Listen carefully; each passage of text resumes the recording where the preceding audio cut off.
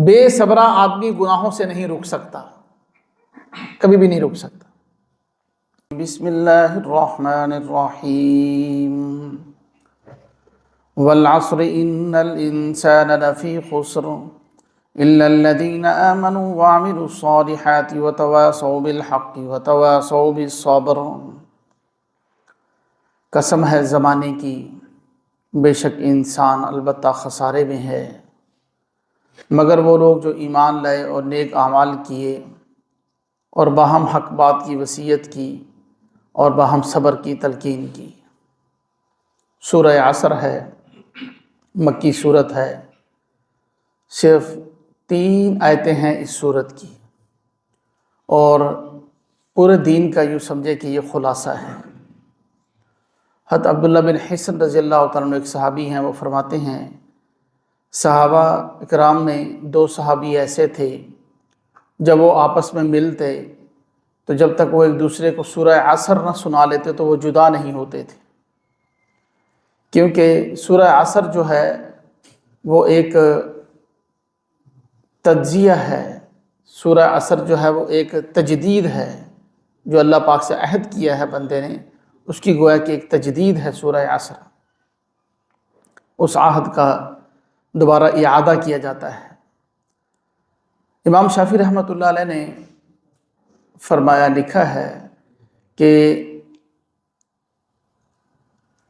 اگر کوئی شخص سورہ عصر کو اپنے پلے باندھ لے اور اس پر عمل کرے، اس میں غور و تدبر کرے، تو اس کے دین پر چلنے کے لیے یہی ایک صورت ہی کافی ہے، یہی ایک صورت ہی کافی ہے۔ اس کے اندر اللہ پاک جل شانہ نے سب سے پہلے زمانے کی قسم کھائی ہے، والعصر، زمانے کی قسم، ان الانسان لفی خسر، آگے جواب قسم ہے کہ انسان البتہ خسارے میں اور گھاٹے میں ہے۔ نوع انسانیت کو فرمایا گیا کہ یہ گھاٹے اور خسارے کے اندر ہے۔ اب زمانے کی انسان کے خسارے کے ساتھ کیا مناسبت ہے؟ اصل میں ہمیں اس بات کا اندازہ نہیں ہے کہ جو ہمارے پاس سب سے قیمتی چیز ہے نا، وہ وقت ہے، ٹائم ہے، زمانہ ہے۔ اب اتنا قیمتی ہے کہ یا تو یہ انسان کو خسارے میں ڈال دیتا ہے یا اس کو نفع بخش بنا دیتا ہے۔ ہر انسان کو اللہ پاک نے زندگی دے کر دنیا میں ایک تجارت کے لیے بھیجا ہے، یوں سمجھے گویا مفسرین نے لکھا ہے ایک تجارت کے لیے بھیجا ہے۔ اب اس تجارت کو انسان اس وقت کو قیمتی بنا کے اس تجارت کو نفع مند بنا سکتا ہے، فائدہ مند ہو سکتی ہے وہ تجارت۔ اب اگر کوئی انسان اس زندگی کو ضائع کرتا ہے تو اس کے لیے نقصان دہ ہوتی ہے۔ ایک شخص کہنے لگا کہ میں ایک برف والے کے پاس گیا برف خریدنے کے لیے، تو مجھے یہ سورہ عصر کی تفسیر سمجھ میں آ گئی کہ میں نے دیکھا کہ وہ بڑا پریشان بیٹھا ہوا ہے، کیونکہ اس کا جو سرمایہ ہے نا وہ پگھل رہا ہے۔ ہر چیز کا بدل ہو سکتا ہے، متبادل آ سکتا ہے، لیکن یہ زندگی اور ٹائم اور زمانہ جو ہے انسان کا گزر رہا ہے وہ ایسے ہے کہ وہ مائع چیز ہوتی ہے نا، بہنے والی لیکوڈ جس کو ہم کہتے ہیں، وہ جب گر جائے تو وہ پھر اٹھا نہیں سکتے، اس کو مٹی کے اندر وہ شامل ہو جاتی ہے، اس کو اٹھایا نہیں جا سکتا۔ ٹھوس چیز کو تو ہم اٹھا لیتے ہیں، یہ بھی بالکل لیکوڈ سمجھیں اس کو، کہ جب یہ گزر گیا تو پھر یہ واپس نہیں آ سکتا۔ وہ ایک چھوٹا سا شعر ہے نا کہ اس گھڑی کی ٹک ٹک کو معمولی نہ سمجھو، گھڑی چلتی ہے نا، ٹک ٹک ٹک کی آواز آتی ہے اس کی سوئی کے ذریعے، اس گھڑی کی ٹک ٹک کو معمولی نہ سمجھو، یہ کلہاڑی کے وار ہیں زندگی کے درخت پر۔ زندگی کا جو درخت ہے نا اس پر کلہاڑی کے وار چل رہے ہیں، وہ کلہاڑی چل رہی ہے، ٹک ٹک ٹک، وہ کاٹ رہی ہے اس کو، زندگی کو، زندگی ختم ہوتی جا رہی ہے، ختم ہوتی جا رہی ہے۔ اس کی تائید ایک حدیث پاک سے ہوتی ہے، نبی پاک صلی اللہ علیہ وسلم نے ارشاد فرمایا کہ زندگی چند سانسوں کا مجموعہ ہے، جو سانس گزر گیا وہ دوبارہ واپس نہیں آئے گا، موت کے قریب کرتا چلا جاتا ہے انسان۔ تو اسی لیے زمانے کی قسم کھا کر اللہ پاک جل شانہ نے خاص طور پر فرمایا کہ جو انسان ہے نا، ابن آدم، وہ گھاٹے اور خسارے کے اندر ہے۔ پھر آگے استثناء بھی کر دیا کہ ہاں وہ لوگ گھاٹے اور خسارے سے بچ سکتے ہیں جو یہ 4 کام کر لیں۔ پورے دین کا خلاصہ اس کے اندر بیان فرما دیا گیا ہے، جو یہ 4 کام کر لیں۔ نمبر 1 ایمان، سب سے پہلے ایمان ہے، ایمان کے بغیر تو کوئی چیز معتبر ہی نہیں ہے۔ جتنی نمازیں تہجدیں جو مرضی پڑھتے رہیں، صدقے دیتے رہیں، سارا دن اور رات روزے رکھتے رہیں، رات کو تہجد میں کھڑے رہیں، عقیدہ درست نہیں ہے تو کوئی چیز بھی قابل قبول نہیں ہے۔ ایمان سب سے پہلے نمبر پر ہے۔ الا الذین آمنوا، استثناء کے اندر جو لوگ ایمان لائے، وعملوا الصالحات، اور نیک عمل کیے۔ دوسری چیز، ایمان کے بعد عمل صالح بھی ضروری ہے۔ بہت سے لوگ صرف ایمان تو ہے، کلمہ تو پڑھے ہوئے ہیں، لیکن عمل صالح کے اندر بہت کمزور ہیں۔ یہ دونوں عمل کرے گا وہ شخص جو ہے وہ اس خسارے سے بچ سکے گا۔ جو تجارت اس کے ذمہ لگی ہے اللہ پاک کی طرف سے، زندگی کو بنانا، زندگی کو سنوارنا، اپنے رب کو خوش کرنا اس تھوڑے سے وقت میں، تو جو ایمان اور عمل صالح پر عمل کرے گا تو یہ تو ہے انسان کی ذاتی لائف، ذاتی زندگی کے بارے میں، انفرادی زندگی کے بارے میں۔ اور فرمایا کہ وتواصوا بالحق وتواصوا بالصبر، یہ اجتماعی زندگی کے احکامات ہیں۔ اجتماعی زندگی میں وہ حق بات کی وصیت کرے، یعنی ایمان اور عمل صالح کی دعوت دے لوگوں کو۔ دوسرے لفظوں میں، آسان لفظوں میں کہہ رہے امر بالمعروف کرے، لوگوں کو حق بات کی تلقین کریں۔ تو بہت سی احادیث کا یہ خلاصہ نکلتا ہے وتواصوا بالحق وتواصوا بالصبر، کہ انسان کو صرف اپنا ایمان اور عمل صالح کافی نہیں ہے، بلکہ اس کے لیے ضروری ہے کہ دوسروں کو بھی تلقین کرے۔ خصوصاً امت محمدیہ کو تو یہ ذمہ داری سونپی گئی ہے نا، کنتم خیر امت، قرآن پاک میں اللہ پاک جل شانہ ارشاد فرماتے ہیں کنتم خیر امت، تم بہترین امت ہو، اخرجت للناس، تم کو لوگوں کے نفع کے لیے بھیجا گیا ہے تمہیں، تأمرون بالمعروف وتنہون عن المنکر، آگے وہی آگیا تم امر بالمعروف کرو اور نہی عن المنکر کرتے ہو۔ تو سب سے بڑا نفع یہ ہے کہ کسی کو امر بالمعروف کیا جائے اور نہی عن المنکر کیا جائے، سب سے بڑا نفع یہ ہے، امر بالمعروف اور نہی عن المنکر۔ تو اس لیے بھائی بہت سے لوگ یہ بات ہم خیال کر لیتے ہیں کہ بس اپنی نماز پڑھ لی، اپنا روزہ رکھ لیا، اپنا ایمان بچا لیا، بس یہ کافی ہے، بڑا کچھ کر رہے ہیں، یہ کافی نہیں ہے۔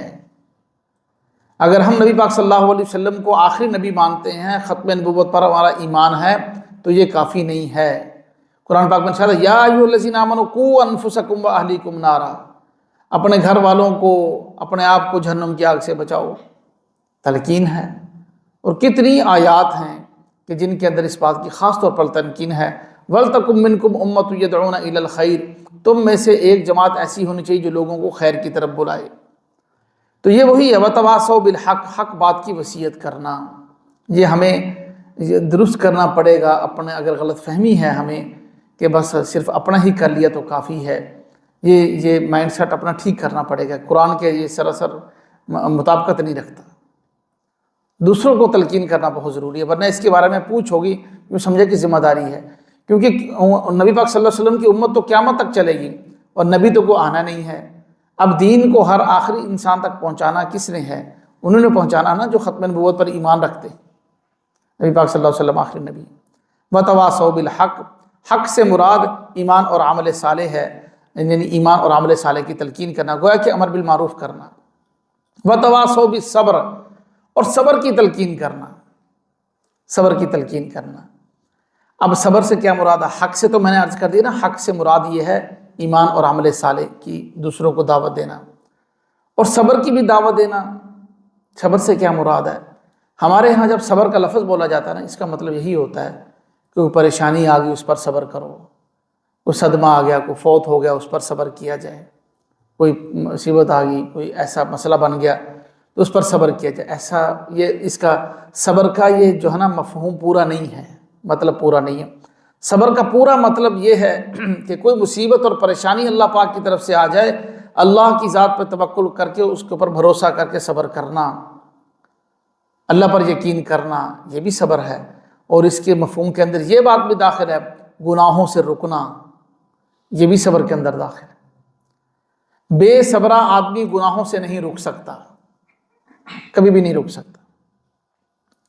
وہی رکے گا جس کے اندر صبر ہوگا۔ گناہ سامنے ہے، بد نظری سامنے ہے، چوری سامنے ہے، وہ کر سکتا ہے، کوئی اسے دیکھنے والا نہیں، تب وہ کیوں رکے گا؟ اپنے رب کے خوف سے رکے گا۔ یہی صبر ہے، گناہوں سے رکنا۔ تو یہ گویا کہ یوں سمجھے صبر نہیں عن المنکر ہے، بری باتوں سے منع کرنا، وتواصوا بالصبر، بری باتوں سے منع کر رہے ہیں، منکر کو روکنا۔ امام ابن تیمیہ رحمۃ اللہ علیہ نے اس کی بڑی خوبصورت تفسیر کی ہے، کافی حضرات نے ان کی تفسیریں کی ہیں حق اور صبر کی، اور ان کی تفسیر بڑی اچھی لگی تو میں نے عرض کیا، سوچا کہ آپ کے سامنے عرض کروں۔ وہ فرماتے ہیں کہ انسان کی زندگی جو بگڑتی ہے نا، امام ابن تیمیہ رحمۃ اللہ علیہ نے لکھا ہے، دو وجہ سے بگڑتی ہے، یا شبہات کی وجہ سے یا خواہشات کی وجہ سے۔ جب دل میں شکوک و شبہات پیدا ہوتے ہیں تو عقیدہ بگڑتا ہے، اللہ کی ذات پر یقین، اللہ کے بارے میں کسی کو شک ہو گیا نعوذ باللہ، اللہ ہم سب کی حفاظت فرمائے۔ نبی پاک صلی اللہ علیہ وسلم کی ختم نبوت یا دین کے بارے میں، قرآن کے بارے میں، آپ کی آل آپ کے اصحاب کے بارے میں، جو دین کی ضروریات ہیں ان کے بارے میں کسی کو شک ہو گیا تو یہ شبہ آ گیا، اس کو شبہ کہتے ہیں۔ شبہ عقیدے کو بگاڑ دیتا ہے، ختم کر دیتا ہے، خراب کر دیتا ہے۔ تو اسی لیے اللہ پاک نے اس صورت کے اندر یہ فرمایا کہ الا الذین آمنوا، خود بھی ایمان پر قائم رہو، اور آگے فرمایا وتواصوا بالحق، ایمان کی تلقین بھی کرتے رہو، یعنی شبہات سے بچاتے رہو، دوسروں کو بچاتے رہو گے تو ایمان محفوظ رہے گا۔ اور دوسری چیز فرمایا کہ جو انسان بگڑتا ہے وہ خواہشات سے بگڑتا ہے۔ جب خواہشات بگڑتی ہیں، خواہشات کا عادی ہو جاتا ہے تو پھر جو ہے نا اسے صبر نہیں ہوتا، پھر وہ خواہشات کو پورا کرتا ہے۔ اب ایک بندہ اللہ کی ذات پر ایمان بھی رکھ رہا ہوتا ہے اور اس کے باوجود جو ہے نا وہ اس کو پتہ بھی ہوتا ہے کہ یہ میں برائی کر رہا ہوں، یہ برا ہے، لیکن رک نہیں پا رہا۔ ہمارے ساتھ اکثر ایسا ہوتا ہے کہ ہمیں پتہ ہوتا ہے کہ یہ گناہ ہے، جو میں کر رہا ہوں یہ گناہ ہے، یہ غلط ہے، لیکن نہیں رک رہے ہم۔ کیوں؟ اس لیے کہ اپنی خواہشات کے تابع ہو چکے ہیں۔ خواہش ایسی غالب آ چکی ہوتی ہے کہ اپنے سمجھنے کے باوجود کہ یہ غلط ہے پھر بھی کر رہے ہوتے ہیں، پھر بھی ہم نہیں رک رہے ہوتے، بد پرہیزی پھر بھی ہو رہی ہوتی ہے ہم سے۔ تو اس لیے پھر فرمایا کہ خواہشات سے رکنے کا نام وہ کہ ہے عمل صالح ہے، اور آپ اسی خواہشات سے رکنے کا نام صبر کی تلقین ہے کہ خواہشات سے اپنے آپ کو روکا جائے۔ اور یہ وہی خلاصہ نکلا، الا الذین آمنوا وعملوا الصالحات، خود بھی ایمان لاؤ، عمل صالح کرو، وتواصوا بالحق، ایمان کی دعوت دو، وتواصوا بالصبر، اور جو ہے نیک اعمال کی دعوت دو۔ وہی خلاصہ نکلا ہے اس کا۔ بہت ہی جامع اور بڑی پیاری صورت ہے، انتہائی مختصر ہے۔ سورۃ الکوثر سب سے چھوٹی ہے نا، اس کے بعد یہ دو صورتیں پیچھے بچتی ہیں جو 3 آیتوں والی ہیں، ایک سورہ عصر ہے، ایک سورہ نصر ہے، اذا جاء نصر اللہ، اس کی بھی 3 آیتیں ہیں۔ تو یہ سورہ عصر بڑی کمال کی صورت ہے، انسان اپنے آپ جب اس کو پڑھتا ہے نا تو ترجمے کے ساتھ اس کے ایمان کی تجدید ہو جاتی ہے، گویا کہ ایک عہد دوبارہ کرا اللہ پاک سے۔ میں نے اللہ سے جو تجارت کی تھی، سورہ صف کے اندر قرآن پاک میں 28ویں پارے میں، ابھی ہم نے تھوڑا سا پہلے پڑھا، اللہ پاک جل شانہ فرماتے ہیں یا ایھا الذین آمنوا هل ادلکم، اے ایمان والو کیا میں تمہیں بتاؤں، خبر دوں تمہیں، علی تجارت تنجیکم من عذاب علیم، ایسی تجارت کے بارے میں جو تمہیں عذاب علیم سے نجات دے دے۔ اللہ پاک فرما رہے ہیں اے ایمان والو تمہیں ایسی تجارت نہ بتاؤں، ایسی خرید و فروخت نہ بتاؤں کہ تم اس کو اختیار کرو تو تم عذاب سے بچ جاؤ۔ وہ کون سی تجارت ہے؟ تؤمنون باللہ ورسولہ وتجاہدون فی سبیل اللہ باموالکم وانفسکم، وہی اللہ پر ایمان لانا اور اس کے رسول پر ایمان لانا، نیک اعمال اختیار کرنا، تو یہ بہت بڑی تجارت ہے۔ تو اس لیے یہ صورت جو ہے نا، یوں سمجھے کہ پورے دین کا خلاصہ امام شافعی رحمۃ اللہ علیہ نے لکھا ہے کہ جو اس کو پڑھ لیتا ہے تو اس کے لیے یہی کافی ہے۔ اس کو ہم پڑھیں، ترجمے کے ساتھ پڑھیں اور اس کے معنی اور مفہوم کے اندر غور کر کے پڑھیں تو یہ ایک سمندر ہے بہت بڑا، گھنٹوں بات ہو سکتی ہے اس کے اوپر، بہت بڑا علم کا سمندر ہے۔ والعصر، قسم ہے زمانے کی، ان الانسان لفی خسر، سارے لوگ خسارے کے اندر ہیں۔ اپنے آپ کو سپر پاور کہنے والے، بڑی فوجیں رکھنے والے، ایٹم بم رکھنے والے، سونے کے پہاڑ، پیٹرول کے ڈیزل کے کنویں کھودنے والے، سب خسارے میں ہیں۔ کون بچیں گے؟ الا الذین آمنوا، یہ اس رب کا فیصلہ ہے جو ایمان لائے گا۔ ایمان لے آئے گا پھر جو مرضی کرتا رہے، چاہے سونا رکھے، چاہے جو ساری دنیا کا وہ مالک بن جائے، ایمان لے آئے۔ سلیمان علیہ السلام کی ساری دنیا پر حکومت تھی، ذوالقرنین کی ساری دنیا پر حکومت تھی، ایمان والے لوگ تھے۔ الا الذین آمنوا وعملوا الصالحات، ایمان لائے، نیک عمل کرے، پھر بیٹھا نہ رہے کہ بس میں نے اپنی نماز پڑھ لی اور مطلب ہے کہ حجرے کے اندر بند ہو جاؤں اور اپنی جھونپڑی کے اندر چھپ جاؤں، وتواصوا بالحق وتواصوا بالصبر، دوسروں کو بھی حق بات کی تلقین کرے، دوسروں کو بھی نیکی کی جو ہے وصیت کرے، گناہوں سے رکنے کی تلقین کرے۔ اللہ پاک ہم سب کو عمل کی توفیق نصیب فرمائے۔